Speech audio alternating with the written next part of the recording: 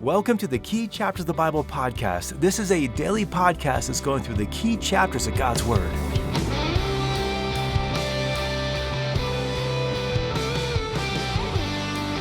I love starting my mornings. I've got my little sofa and I got a little gas fireplace and I grab a cup of coffee. I've got these beautiful views of the mountains and I just start out my day in God's Word, just meditating on these passages, putting some thoughts together and then coming to you with them. And it's just been such a pleasure and such a privilege to be a part of your fellowship with the Lord that we might together be growing in Christ. So as we're now going to 1 Samuel chapter 4, let's talk about how the ark was captured. You've probably already read the chapter, so we're just going to highlight some of the setting situations going on here. The people of Israel now in the promised land, they did not fully drive out the nations, and so they are now suffering the consequences of their disobedience. We're going to see that throughout their history, they're going to be just having to battle other nations. And so one of the people they battle were the Philistines. You may have heard of Philistines because David and Goliath. Goliath was a Philistine. And so here's one of their early battles.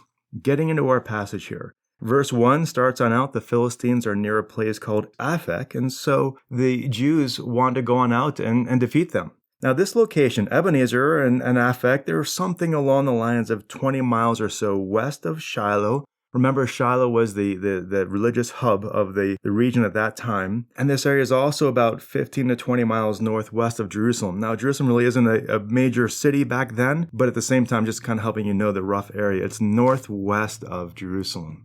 And so the Israelites go and they go battle the Philistines near Ebenezer, but they're defeated. About 4,000 of them are destroyed or killed. Verse 3, the people take this as a sign of God. They wonder, why has the Lord defeated them? The Hebrew is literally, why did the Lord strike us? And so it was very clear that the Lord was not with them. And they thought about it and they said, well, you know what? It's because we didn't have the ark with us. And so they send some people back to get the ark, and Eli and his sons hear about this, and they figure, well, that's probably a good plan. And so they agree, Hophni and Phinehas, Eli's sons, agree to take the ark into battle.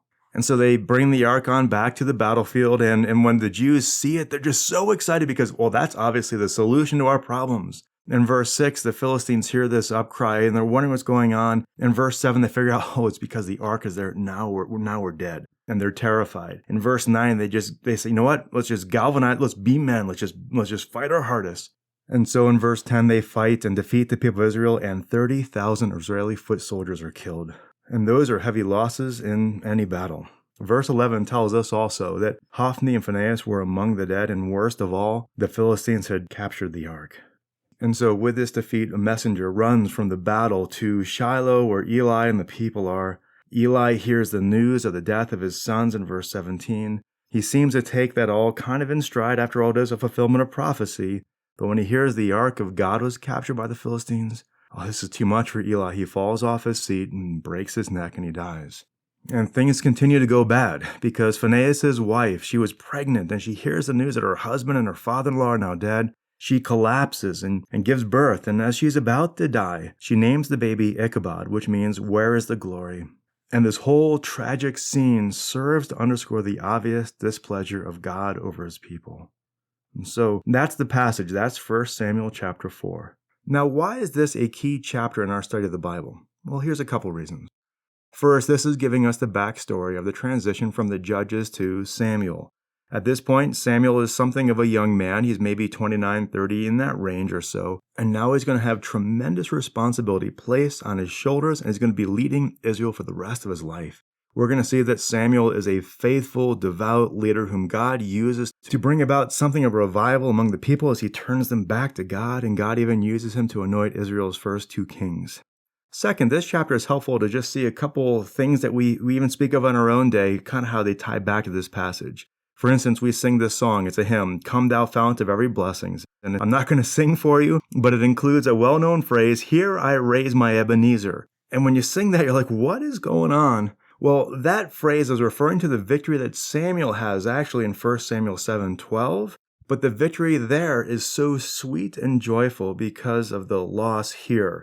And in that victory, Samuel raises a stone as a monument to the Lord and to God's victory. He calls that stone Ebenezer. Of course, it relates to this passage. And then also the word Ebenezer means stone of help. And so that song is just celebrating the help we have, the God who is our help, the rock that he gives to us as that help.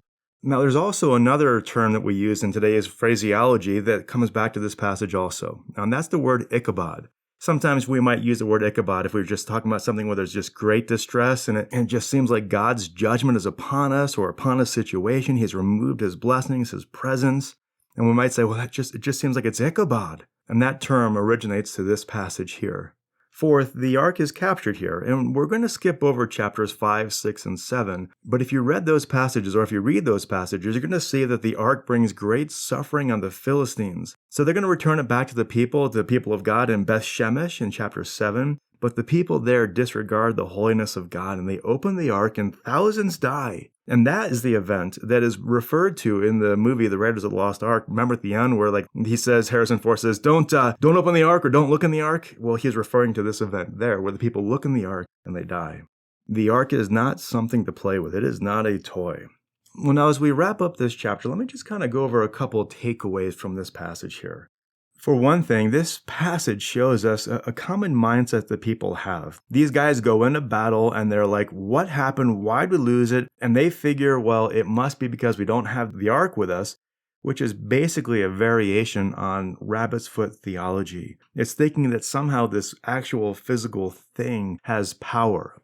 People all the time, they think that there's power in a necklace or there's power in some superstitious thing, to win a baseball game or something else. And movies love to do this, where there's something that person has, and it's just trying to ascribe power to a physical thing. And that's this rabbit's foot theology here that is not okay with God. God will not be manipulated. God doesn't want us to bring trinkets around, thinking that somehow that represents his blessings or his presence. He is calling us to be faithful and walk with him. Because the purpose of the ark was to point them to the covenant that they were in with God. Remember, the terms of the covenant from Deuteronomy 28 and 29, it's that they would obey God and he would then bless them. It wasn't they would carry this stuff around and he would obey their agenda. The covenant was that they were in fellowship with him, obeying him. And so carrying the covenant, like when Joshua did that into the Jordan River, that was just showing that they were being faithful to God, obeying him, doing as he said. And if the people have no desire to obey God, if they have no desire to keep up their side of the covenant, there's no point in bringing this ark around with them. And so the point here is you can't manufacture the presence of God. You can't manufacture the blessings of God. God's presence and God's blessing isn't related to the kind of music we might play or some kind of ceremony we might do. It is for those who are going to walk with him in covenant obedience, who listen to him and obey him, worship him and glorify him. That is how you have the presence of God in your life, not through carrying around some kind of rabbit's foot thinking that somehow represents the blessings and the presence of God.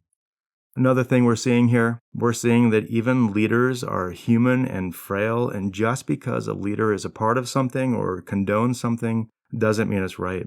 Here we have in this passage, Eli and his sons, Hophni and Phinehas, they're agreeing to take this ark, but we know from 1 Samuel 2:12 that they did not know the Lord. And so just having religious people involved likewise doesn't guarantee God's presence or his blessings. We will always be able to find people who pretend to speak for God or say things that we like. We need to be looking to those who are calling us to actually follow God and walk with him.